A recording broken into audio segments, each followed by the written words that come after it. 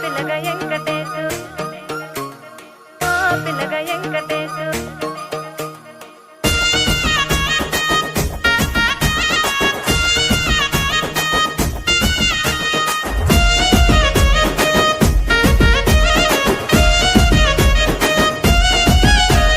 సితిరాల మనసు నాది చిన్నగా పోతుంటావో చూడక పోతుంటావో ఇంట్లో చిన్నదాన్ని నేను సితిరాల